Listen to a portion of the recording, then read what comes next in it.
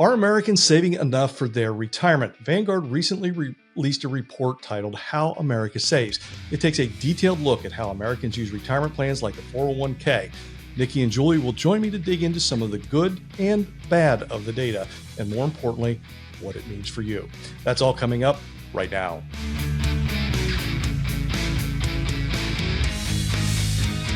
Hello, welcome back to Wealth Wednesday. If you'd like to learn more about our firm, you can visit us on the web at cfswv.com, and we're here on YouTube at Commonwealth Financial. How America Saves. There are some useful insights in this 115-page report created by Vanguard. It looks at the retirement plans that they administer, and it provides some insights into what is happening with people saving for retirement. I'm joined by Nikki Ludi, a financial advisor in Woodsfield, Ohio, and Julie Daly, a financial advisor in St. Clairsville, Ohio. Ladies, welcome back. You can find numerous critics of the 401k plan, but in my opinion, it is still one of the best ways people can save for retirement. These plans have evolved over the years, but the basics are still the same. It makes it easy to save money because it happens automatically each pay period, and you don't have the chance to spend it. You are truly paying yourself first. Julie, one of the things that stood out to me in this report was over the last decade, plan participation rates have increased from 75% to 83%. This certainly seems like good news. Thanks, Neil. Actually, it's great news. The biggest factor in creating the retirement that you want is your own personal savings rate. It's more important than how you save it. It's more important than what the investments are that you use. And your savings rate is the biggest factor in whether you'll have the flexibility to make work optional at some point in your life. So here's an interesting statistic. The people that have a balance of $250,000 or more are actually deferring, on average, more than 10% of their pay. So, for example, when people are actually using the tools that are available to them, it's all the better. Nikki, the Secure Act passed last December, and it has mandated that new plans created in 2023 and beyond have voluntary enrollment for eligible employees, which means the employees of a company have to opt out of making contributions. But the data shows some interesting things. Yes, Neil. So Vanguard's data actually show that plans with auto-enrollment have much higher participation rate than those that don't. And in 2021, those plans that had the automatic enrollment had a participation rate of 93% versus just 64% who had to opt in. So in essence, what that tells me is, listen, we're all procrastinators. Everyone thinks they're going to enroll in it, or I'll get to it, next quarter. So when those people are automatically enrolled, they're actually continuing to save. So they're not taking the time to, opt out of the 401ks. So, I think that's an important fact that, we all think we're going to get to it and we always have all this time left. But those people that are being auto-enrolled are going to be in a much better situation. And then those numbers even improved in 2022. So that's a good sign by adding that function. And then, the other thing is learning how to save. It gets people, like I said, off to a good start. So if someone's in a job and they're young, and what I find honestly is these people that are, especially the younger generation, they just become somewhat fearful because they've never done it before. So auto-enrollment is just kind of throwing them in a little bit and saying, yeah, look, you need to do this, and we know it's a good thing. So it's just opting in. It's not all about choosing the right investments, or some people are just, honestly, I think, scared to take risk. They hear market and they think stocks, but they think Enron or some, bankruptcy type firm, when in reality, they're very diversified investments and inside of these 401k plans.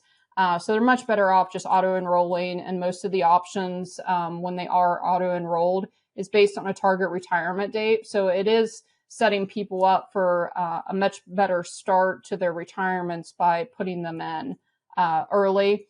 Another significant thing is the auto-enrollment also has a free feature to automatically increase those contributions as well. So if they start you out at maybe 3 or 4%, that will automatically increase to maybe 6, 8, or 10% over a specific amount of years. So these are all good things that, again, we're all very well intended that we're going to do this, ourselves. But the reality is, again, we all procrastinate, and, the next thing you know, we say next quarter, and then it's 5 years down the road and we still haven't increased our savings rate. So yeah, putting these automatically in the plans, and then having this stuff mandated, I think is going to be a good first step for preparing people better for their retirement. Julie, time is a huge component in compounding returns when you look at the math formula behind it. And the news from these results in this survey aren't all that good, are they? No, actually, they're not. It is great that the rate has increased in those employees who are saving. However, the question is now, are they saving enough?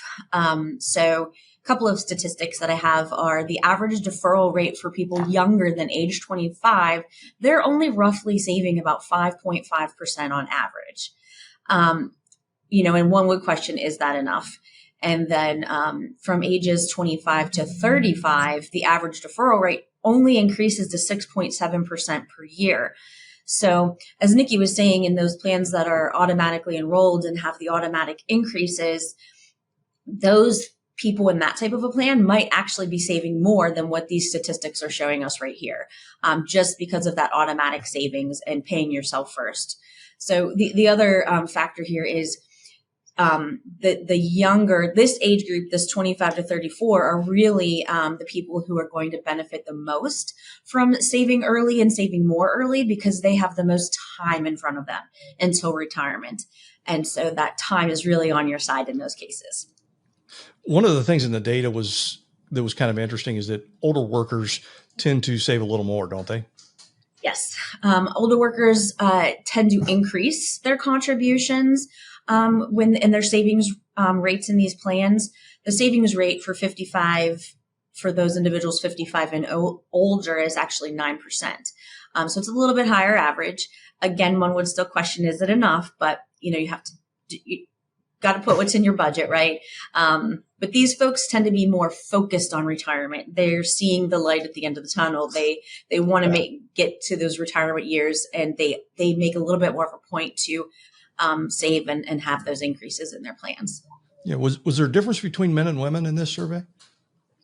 Yes, actually, in every one of those age brackets that I gave you, in the income brackets, women actually have a higher savings rate than their male counterparts. Interesting. That's, I don't know if that's so surprising or not, but that's a good fact to know. Nikki, once you get the most important part down, how you do it would be the next most impactful. Roth 401ks are relatively new, and in 2018, only 71% of the plans serviced by Vanguard offered the Roth option. This year, it's 80%. And if you look at those really big plans for the large employers, 94% of those plans offer the Roth option. And before we dig deeply into the numbers, remind our viewers of the value of those Roth type contributions. Sure, Neil. So the Roth contribution side, a 401k, much like a Roth IRA, the benefit is, so you pay tax on the contributions that go in today. So it's not going to affect your paycheck with a actual tax deduction.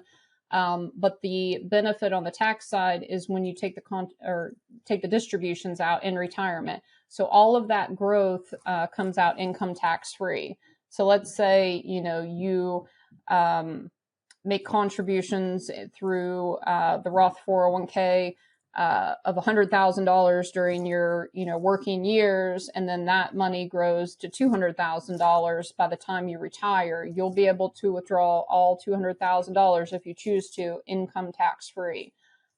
So anytime you hear the words income tax free, that is a good deal. Yeah. The advantages are huge. And the disappointing part of this survey is that only 17% of participants are using the Roth 401k as their savings vehicle. And when you look at the age demographics in particular, only 18% of the people under 25 are using these Roth accounts, and 22% of the people between 25 and 34 use them. Is this a mistake?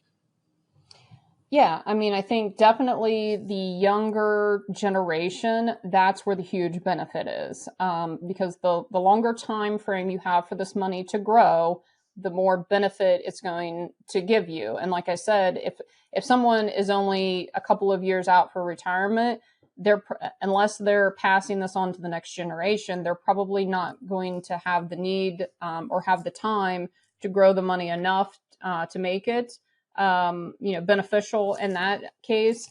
But I do think young workers that are probably more often going to be in that lower income tax bracket as they start working, it should be a very easy decision. And the good thing is you can change these things pretty often. So if you have a high income tax year, or if you do need a partial tax deduction and want to put money into pre-tax and Roth, those are all options. I think a lot of this just comes back to education.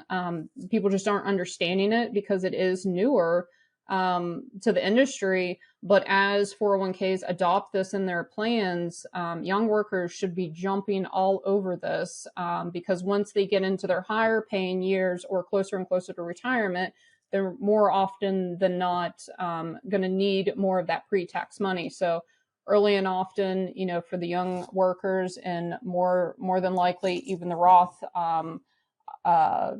choosing the Roth over pre-tax is going to make more sense.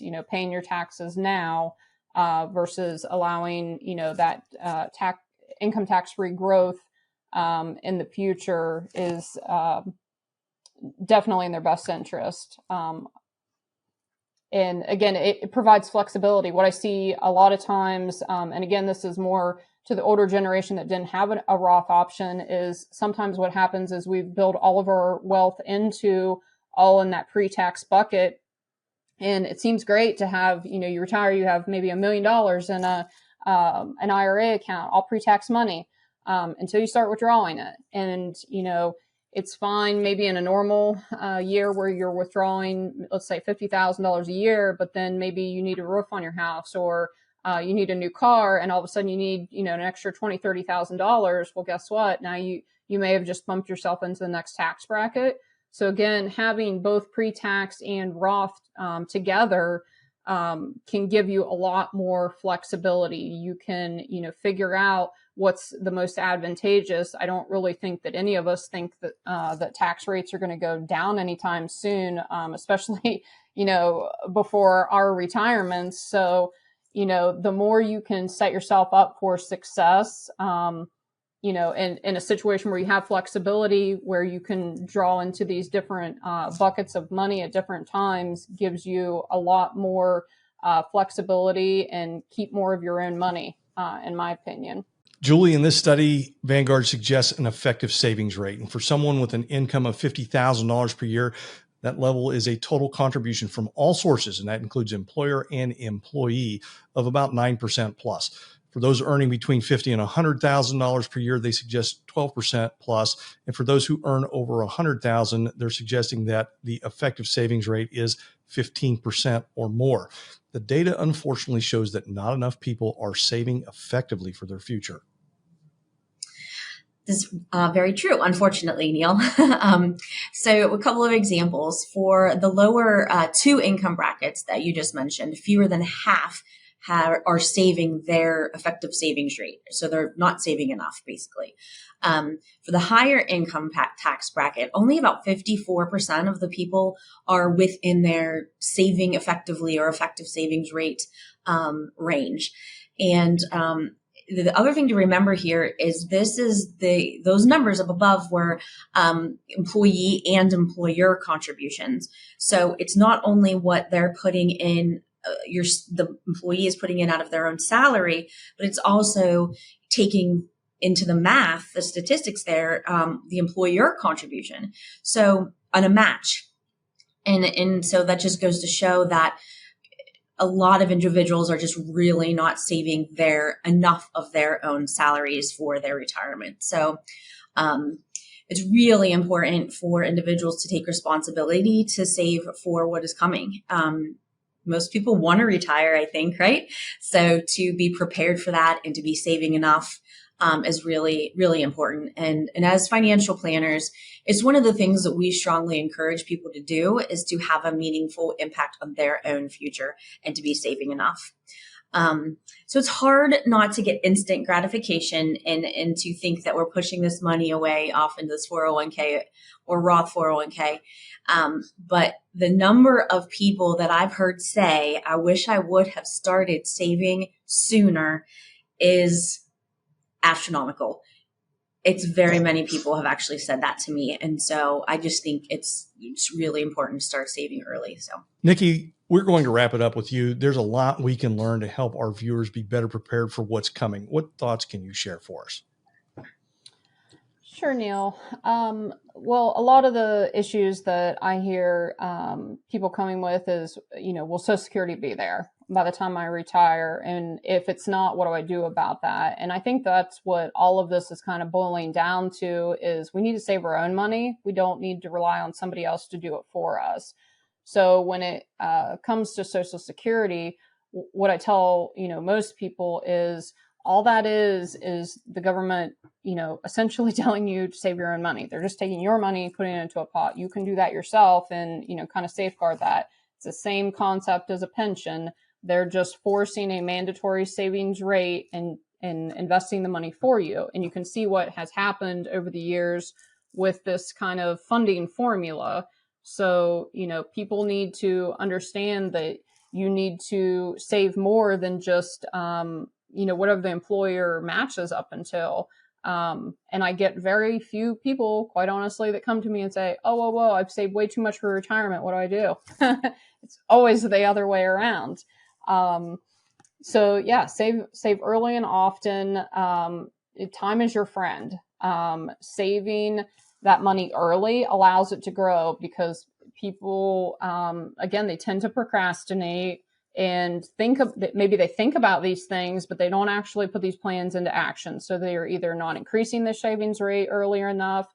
Life happens, mortgages, car payments, kids, all these things, always come first, when we should be saving, for ourselves first and preparing for retirement very, very early on, and very, in our very young working years, before all of these other things come into effect.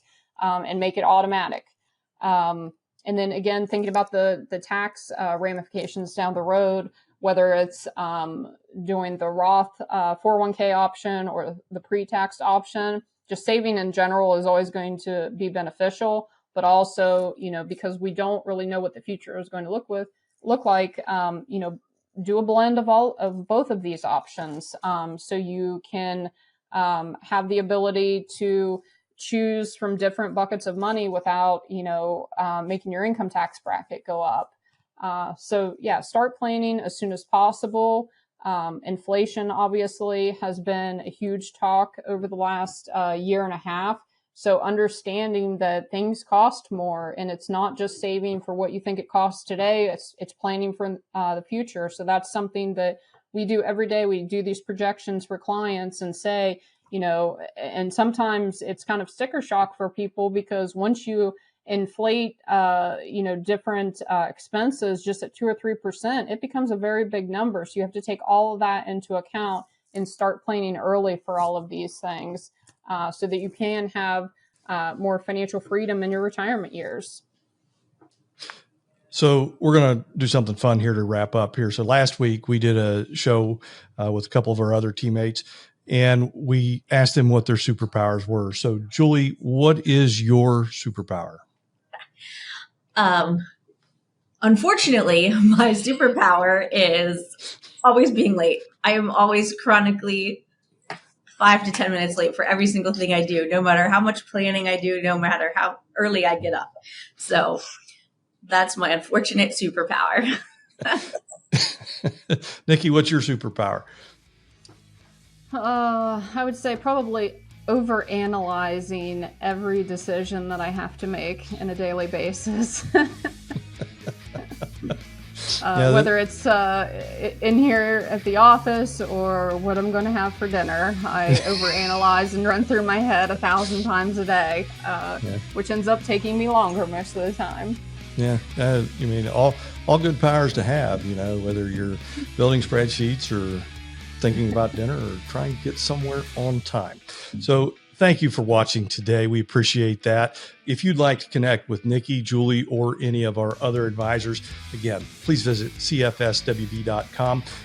Join us next week. We will have a live show. We'll kind of look back at the first half of the year and tell you what happened. Thanks for watching. Have a great day.